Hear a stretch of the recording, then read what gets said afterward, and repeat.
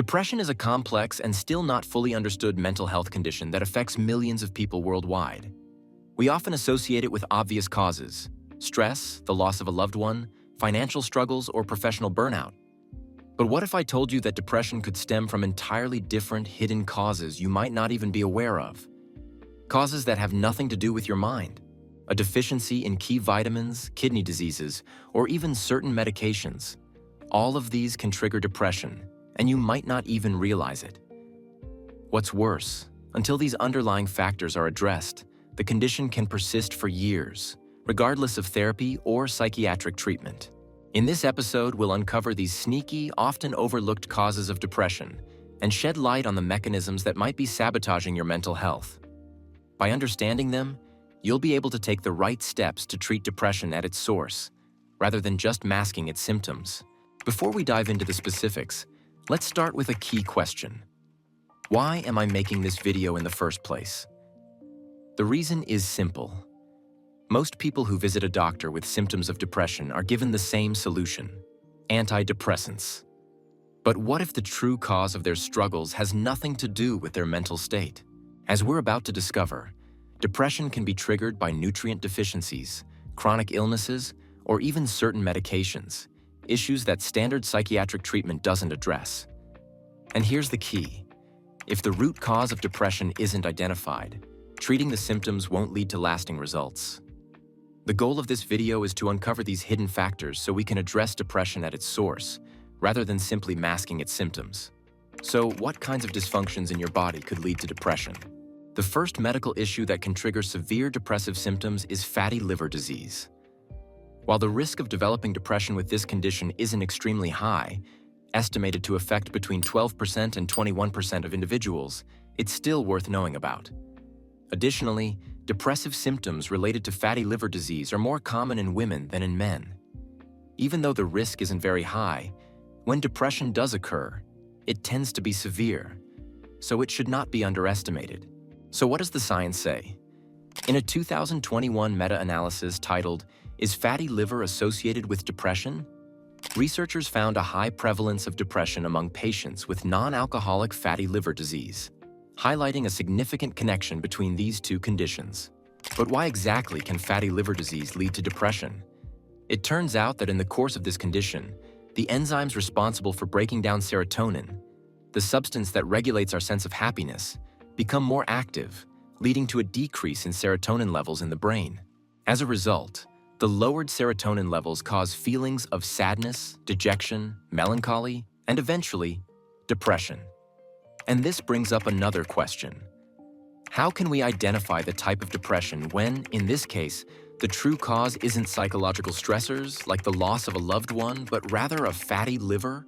Another important question to ask is, how are antidepressants supposed to treat this type of depression? After all, these medications increase serotonin levels but do nothing to address the underlying issue of a fatty liver. As you can see, standard treatment doesn't solve the real problem. I'll leave that question unanswered for now, and let's move on. And what could be another cause of depressive symptoms? Another sneaky condition that can lead to depression, even in its severe form, is insulin resistance.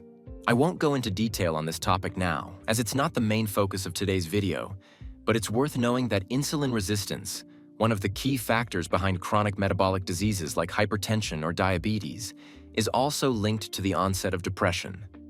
In the 2021 Stanford study titled "Insulin Resistance Doubles Risk of Major Depressive Disorder," researchers found that an increase in insulin resistance is associated with an 89% higher risk of developing major depression.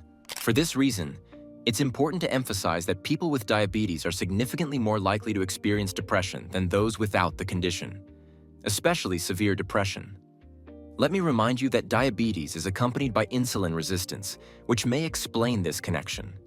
For everyone dealing with insulin resistance, it's worth noting that there are two types of this condition: central and peripheral.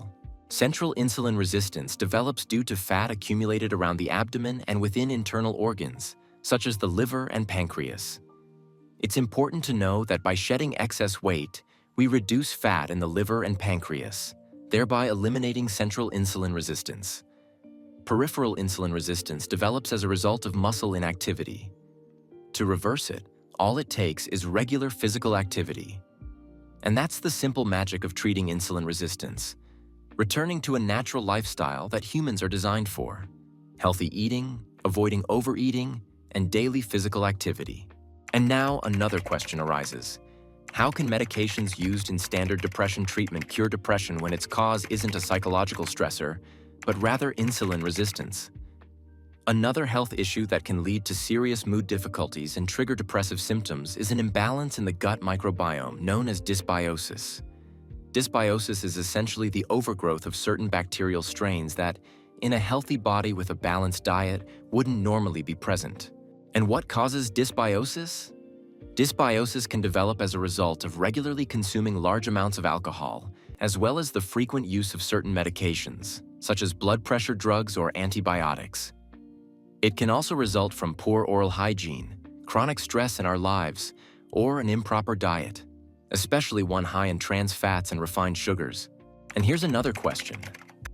How is it possible that dysbiosis, a disruption in the gut microbiome, can lead to depression?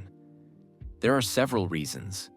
One of them is the fact that during dysbiosis, gram-negative bacteria produce a toxin known as lipopolysaccharide. This toxin can reach the brain, where it acts similarly to ethanol, slowing down brain function and leading to feelings of fatigue and depressive symptoms. Unfortunately, as highlighted in the latest 2023 study titled "The Role of Gut Microbiota in Depression," it is also suggested that disrupted synthesis of gut hormones, neurotransmitters, and improper regulation of fatty acids may be responsible for the development of depression. Let's note that the human body has something called the gut-brain axis. Maintaining proper balance in this axis is essential for our brain to function correctly. If changes occur in our gut microbiome, often as a result of an improper diet based on processed foods, low in fiber and high in trans fats and refined sugars, unfortunately, the brain starts to malfunction and we begin to experience mental health issues. To emphasize that this is not just my personal opinion, I'd like to share the findings of a comprehensive study that clearly demonstrates the impact of gut microbiota on mental health.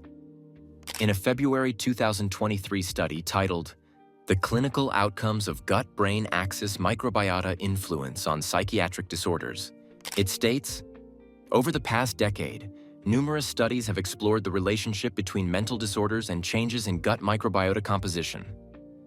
All of these studies have shown that the composition of gut microbiota plays a crucial role in human mental health.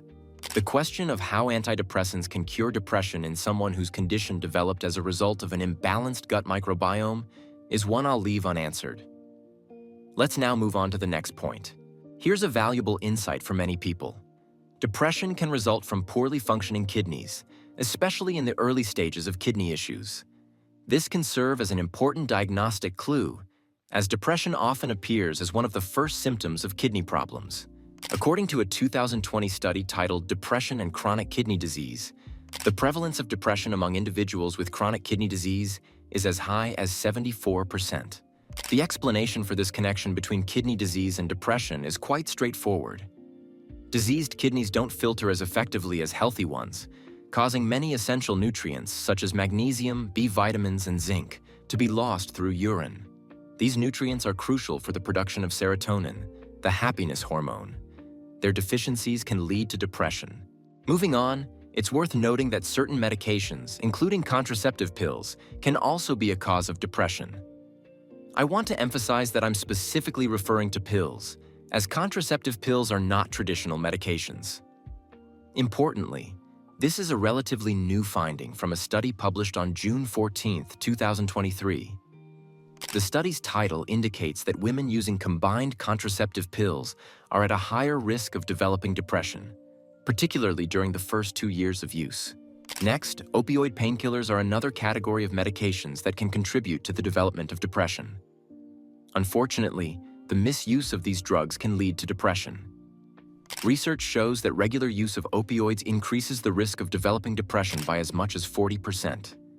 This is a significant increase in the likelihood of depression. Once again, the question is, what will help someone who has developed depression as a result of taking opioid painkillers? Antidepressants, or simply discontinuing the use of these medications? The answer remains the same as before: Unfortunately, the bad news doesn't end there. An increased risk of depression is also observed in people taking corticosteroids, which are used to treat inflammation, as well as beta blockers, commonly prescribed for high blood pressure, heart conditions, or glaucoma. The risk also rises with the use of proton pump inhibitors, which are used to treat stomach ulcers. Hormonal imbalances in our body can also be a cause of depression. A prime example of this is disruptions in the hormones produced by the thyroid gland. In the course of many thyroid disorders, depression is also commonly diagnosed. Interestingly, depressive symptoms can accompany both hyperthyroidism and hypothyroidism. In a study titled Hypothyroidism and Depression, it was shown that somatostatin and serotonin influence the hypothalamic pituitary thyroid axis, which can lead to hypothyroidism and depressive symptoms. Research confirms that patients with undiagnosed hypothyroidism who do not receive proper treatment are at a higher risk of developing depression. Wrapping up today's video on lesser-known causes of depression, it's worth mentioning that depression can also signal an impending heart attack.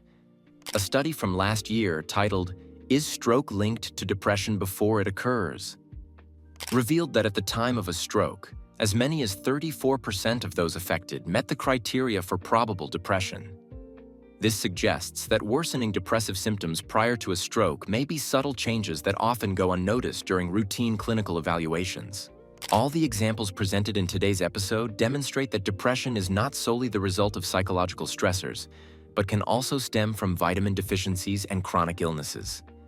That's why it's important to keep this in mind, especially if you're dealing with depression that doesn't respond to traditional treatment methods.